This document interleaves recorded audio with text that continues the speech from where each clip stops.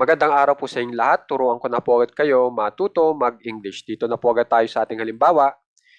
Gawin mo akong malakas. Make me strong.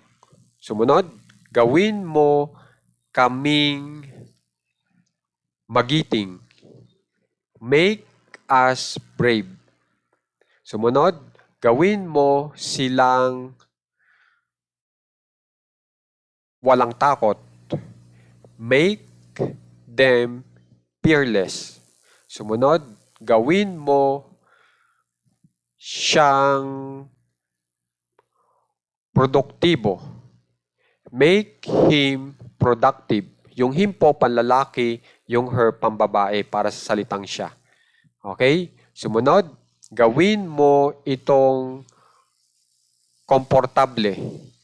Make it comfortable. So ito pong it, yan po ay pangbagay. Ang itinuturo po natin ay bagay. Okay? Na ang ibig ko sabihin, gawin yung bagay na komportable. Okay, kunyari po yung upuan. Pag gagawa ka ng upuan, gawin mo iyon na komportable. Yun po ang ibig kong sabihin. Okay? Sumunod, gawin mo si Ben na magandang lalaki. Make Ben handsome. Okay po? So, ang itinuturo ko po talaga sa inyo dito ay ang paggamit ng make at saka maaari po itong make ng partneran ng salita na ang uri ay adjectives. Okay? At ang mga adjectives po natin dito ay itong strong, happy, calm, successful, famous, kind, brave, patient, thankful, driven, gentle, hanggang dito sa organized. Mga adjectives po yan. Nang ibig sabihin ng adjectives, panlarawan na salita. Ibig sabihin ng panlarawan, pwede mo yan iugnay sa tao o sa bagay. Okay? Para ma-describe mo yung tao o bagay. Okay? Mabigyan mo ng ideya yung tao o bagay. Kung anong meron siya o kung anong gusto mong ilagay sa kanya. Katulad ko, pag sinabing gawin mo akong malakas, ibig lang sabihin, palalakasin mo ako. Diba? Yun yung ibibigay mo sa akin na bagay na kung saan ay yung lalakas ako. Okay? At yung lakas, ang salitang iyon, ang uri po ay adjective, panlarawan na salita. Okay po? So, tandaan nyo na po itong mga adjectives natin kasi maaari nyo po yan i-partner agad dito sa make. Okay? Bali po, ang subject natin o yung pinag-uusapan na itong mo. Bali, hindi ko na po yan tinranslate sa English bilang you. Kasi okay lang po yon. Kasi po yung you, meron kang ipinagagawa doon sa taong iyon. Okay? Pag meron kang pinagagawa doon sa taong ating pinag-uusapan, maaaring wag mo nang i-translate yun sa English. Pwede po yun. Okay? Pero kung i-translate mo pa rin sa English, naglagay ka dito ng you bago mag-make, parang ang ibig sabihin po noon ay ine-emphasize mo yung you. Nagbibigay ka ng diin dun sa pagsalita mo ng mo. Okay? So, yun po yun. So, kayo nang bahala kung maglalagay ka ng you o wala. Okay? Pero ang normal po kasi yung walang you. Normal. Pero pag magbibigay ka ng diin, para sa salitang mo, maglagay ka ng you dito. Okay? Kaso, yung make, paliliitin mo yung M ng make. Okay? Kasi pangalawang salita na lang po siya. Okay?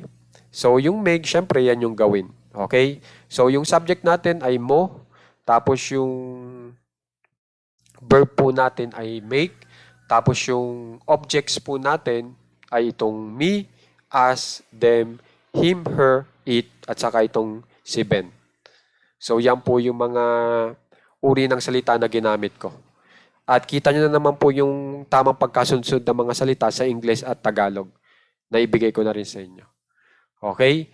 So, kung gusto nyo may ipagawa dun sa tao, pwede nyo po itong sabihin. Okay? Kung gusto nyong sabihin na gusto nyong ipagawa na itong si Ben ay magawang kampante, yan, pwede nyo pong sabihin itong make Ben confident. Gawin mo si Ben na kampante. Okay? Bali sa Tagalog, maglalagay kayo ng na para tama po yung pagkakatagalog natin. Okay? Pag sa particular na pangalan lang. Okay? Kaya may na dito para tamang-tama yung Tagalog na mensahe nyo.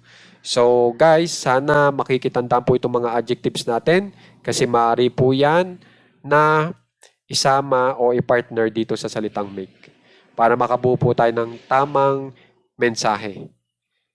Okay, na ang sinasabi nyo ay itong mga objects natin ay meron kayong gustong ilagay na panlarawan na salita. Gusto nyo ako na palakasin, gusto nyong silang sumikat, ganun. Pero meron nga pala akong sasabihin nga na napaka-importante rin pala sa inyo. Kasi di ba ito, gawin mo akong malakas. Meron din kasi yan katumbas na Tagalog na mensahe na kung saan ay hindi nyo makikita o magagamit yung salitang gawin. Pero pag in English nyo, make pa rin yung inyong gagamitin. Katulad po nito, gawin mo akong malakas. Pwede po natin yan i-translate sa iba pang Tagalog na mensahe katulad ng palakasin mo ako. 'Di ba? Yung palakasin mo ako at saka yung gawin mo akong malakas, iisa lang ang ideya na iyan. Kaya pag in English nyo, ganun pa rin po. Make me strong. Okay? Pag isa pang halimbawa, gawin mo kaming masaya. Ang pwedeng katumbas po niyan na walang salitang gawin ay pasayahin mo kami. Pasayahin mo kami. Pag in English po yun, yung pa rin. Make us happy. Okay? O subukan natin itong si Ben. Gawin mo si Ben na kalmado. Pwede mong sabihin ay pakalmahin mo si Ben. Pag in English po, yung pa rin po. Make Ben calm. Okay? So, kayo na lang po ang bahala kung paano nyo itatagalog ito. Itong lesson natin na ito. Pero, oras na yung ating Tagalog ay sa palagay nyo ay may kasamang panlarawan na salita at yung panlarawan na salita ay gusto nyong i-apply dito sa mga objects natin na me, us, them, him, her, it, Ben. Tapos kayo ay gagamit ng subject na mo. E di ito na yung lesson na kailangan yung gamitin para may translate nyo yung inyong Tagalog na mensahe sa tamang pamaraan. Okay? So, sana makikipag-aralan ng maigi itong ating aralin ha. At tandaan nyo yung mga pinatatanda ko para hindi po kayo magkamali. Okay? Maraming salamat nga pala po sa mga subscribers natin. Kung hindi dahil sa inyo, hindi po tayo tatagal dito. Sa totoo lang po. Okay? Maraming salamat din po sa mga nag-share para makita rin po ng iba. Maraming salamat po.